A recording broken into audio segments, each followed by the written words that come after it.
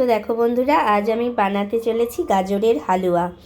গাজরের হালুয়া বানানোর জন্য আমি এখানে দুটো গাজরকে লম্বালম্বিভাবে কেটে নিয়েছি, আর এই মোটা অংশটা এটা একটু বাদ দিয়ে দিয়েছি। এখন লম্বালম্বিভাবে কেটে ধুয়ে নিয়েছি। এরপর এগুলোকে ছোট ছোট পিস করে আমি ওই যে হ্যান্ড চপিং যেগুলো আছে না, ওই হ্যান্ড চপিংয়ে চপড করে নেবো, ঠিক আছে।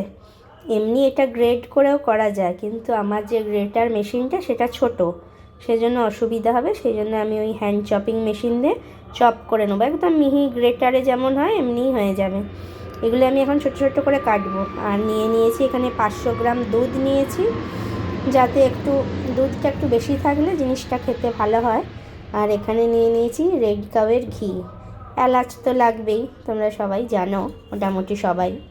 তো যারা যারা নতুন গৃহিণী, নতুন যারা সংসার করছো, তাদের জন্য আমি এই ভিডিওটা বানাচ্ছি আর কি, তারা যদি একটু উপকৃত হয়। তো এগুলোকে আমি এখন ছোট ছোট করে পিস করে কেটে নিই। তো চলো ফিরে আসছি। তো দেখো বন্ধুরা, এই যে হ্যান্ড চপিং মেশিনটা নিয়েছি, ঠিক আছে, এটা সেট করে নিই। আর এই যে গাজরগুলোকে কুচিয়ে নিয়েছি, ফ্রেশ গাজর নেবে, আর মাঝখানের মোটা অংশটাকে তোমরা বাদ দিয়ে দেবে। তাহলে গ্রেটই করো বা চপিংই করো, করতে তোমাদের সুবিধা হবে।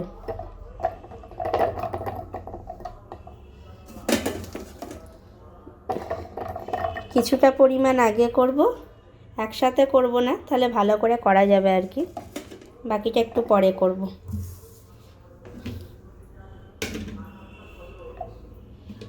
তো হ্যান্ড চপিং মেশিনটা সেট করে নিলাম। এরপরে আমি এখন চপ করতে থাকবো, ঠিক আছে। দেখো বন্ধুরা, এইভাবে আমি হ্যান্ড চপিং মেশিনের সাহায্যে গাজরটাকে চপ করে নিচ্ছি।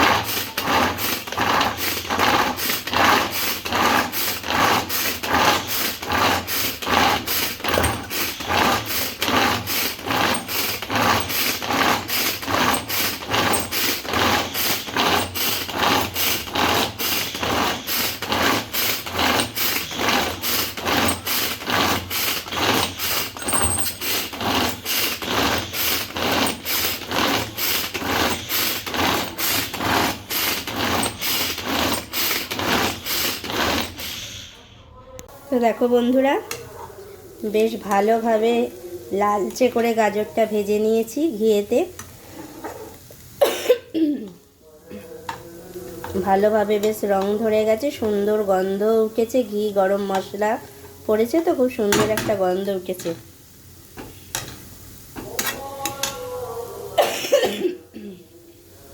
এরপরে যে জাল দিয়ে রেখেছিলাম দুধটা,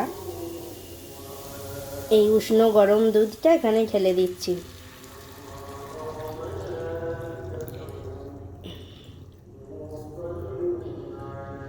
দেখতেই পেলে, আর এখানে কি সুন্দর কালারটা এসেছে দেখো তোমরা। ঠিক মনে হচ্ছে যেন ফুড কালার মেশানো হয়েছে, দেখো, কিন্তু তা নয়।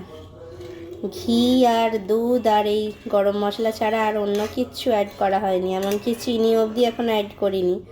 তো কেউ চিনিও দেয়, আবার শীতকালে কেউ ইয়েও দেয়, খেজুরের গুড়। তো আমি চিনি আর অল্প খেজুরের গুড় মিশিয়ে করব।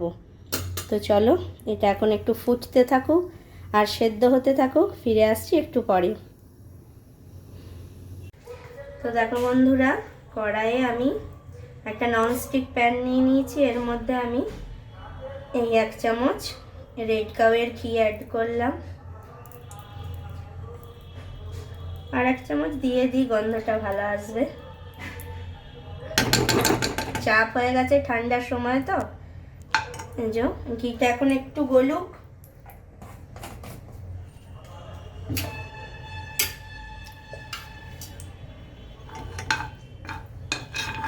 ঘিটা একটু মেল্ট হয়ে যাক। এই অবশিষ্ট চামচের ঘিটা গলে যাবে বলে আমি রেখেছি চামচটা। আর এখানে দারচিনি, ছোট এলাচ আর লবঙ্গ বেশ ভালো করে থেতো করে এখানে দিয়ে দিলাম, যাতে গন্ধটা ভালো আসে। তো অবশিষ্ট চামচের ঘিটা অনেকটাই গলে গেছে। এবার একটা খুন্তির সাহায্যে ভালো করে এটা নাড়িয়ে চাড়িয়ে নেব। যেই ভালো গন্ধ উঠবে, গোটা গরম মশলাটা একটু যেই ভাজা ভাজা হয়ে যাবে, তখনই আমি ওই গ্রেট করে রাখা গাজরগুলো হ্যান্ড চপিং মেশিনে চপ করে নিয়েছি। বেশিরভাগ জনেরাই গ্রেট করে নেয় গ্রেটার মেশিনে, তো ওটা অ্যাড করে দেবো। একটু গন্ধটা উড়ে যাক, উঠুক গন্ধটা, একটু ভাজা ভাজা হোক, তারপরেই অ্যাড করে দেবো। আর ঘি বেশি গরম করা যাবে না। এই যে দেখো সুন্দর করে, কি সুন্দর করে চপ করে নিয়েছি।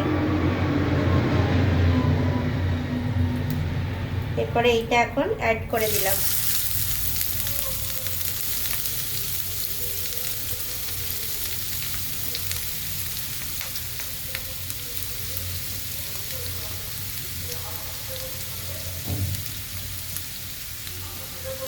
আর এইদিকে আমি দুধটা গরম করতে দিয়ে দিয়েছি, অলরেডি জাল দেওয়া দুধ দিয়েছিল, একটু গরম করে নিলাম। তারপরে যখন অ্যাড করব গরম দুধে অ্যাড করব। তো এখন এইটা বেশ ভালো করে গাজরটা একটু ঘিয়ের মধ্যে ভাজা ভাজা করে নেব। আর টেস্টের ব্যালেন্সের জন্য যতই মিষ্টি জিনিস হোক, এখানে আমি কিন্তু একটু নুন অ্যাড করব। তাতে কি হয়, টেস্টের ব্যালেন্সটা হয়।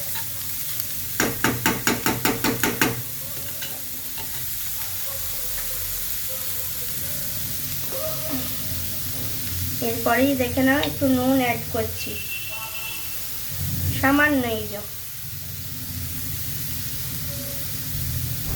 বেশি নয়, বেশি নুন দিয়ে ফেলো না, অল্প দেবে, তাতে গাজরটাও বেশ ভালো নরম হয়ে যাবে আর টেস্টের ব্যালেন্সটাও হবে।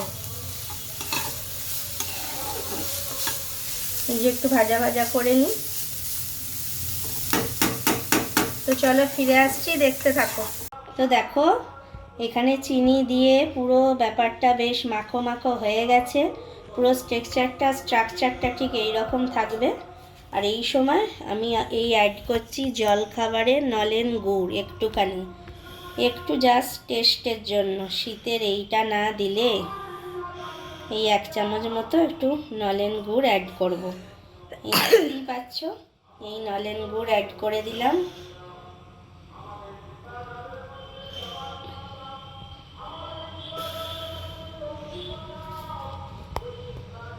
দেখো বন্ধুরা, এখানে একটা তড়কা প্যান বসিয়ে একটু ঘি গরম করে নিয়েছি।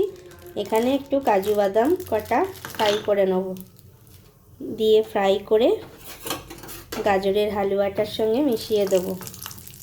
তাহলে টেস্টটা আরও দ্বিগুণ হয়ে যাবে।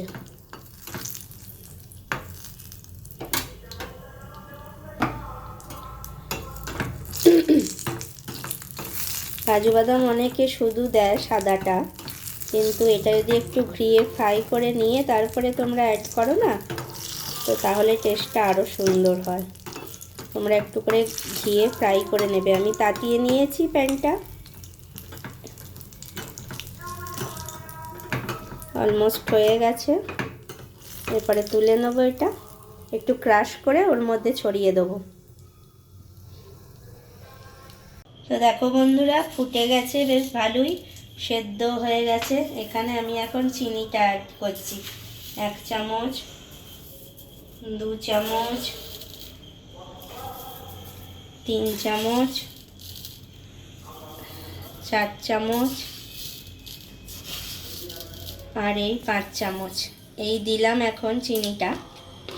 এরপরে এটা বেশ ফুটে কমে আসবে। তারপরে নামানোর আগে ঝোলা একটু নলেন গুড় দিয়ে নামাবো, ঠিক আছে? আর একটু রসে থাকাকালীনই নামাবো, কারণ হচ্ছে এটা আবার পরে আরও ড্রাই হয়ে যাবে। এতটা রসে নামাবো না, আরও ড্রাই করব। চিনিটা দিয়েছি, এখন কালারটা অনেকটা চেঞ্জ হবে। চিনিটা একটু ভালোভাবে মেল্ট হোক, ঠিক আছে? তো চিনি তো যেহেতু শীতের সময়, তাই এখন একটু গুড় অ্যাড করব।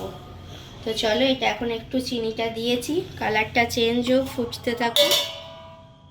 এখন চাপা দিয়ে একটু রেস্টে দিই। আঁচটা এখন কমানো আছে, ফিরে আসছি একটু পর। দেখো আমার ফাইনাল লুকটা হয়েছে এমনি। ওপর থেকে নলেন গুড় ছড়িয়ে দিয়েছি আর এখানে ঘিয়ে ভাজা কাজু বাদামগুলো অ্যাড করে দেবো। অনেকে কিশমিশ ইউজ করে, কিশমিশ ইউজ করলে ব্যাপারটা বেশি মিষ্টি মিষ্টি লাগবে। যারা পছন্দ করে তারা দিতে পারে, আমাদের বাড়ির কেউই পছন্দ করে না, হাজব্যান্ড, মেয়ে, আমি, তো তাই এটা একটু স্কিপ করে গেলাম। খুব সুন্দর স্বাদের তৈরি হয়ে গেল তোমাদের শীতের স্পেশাল গাজরের হালুয়া।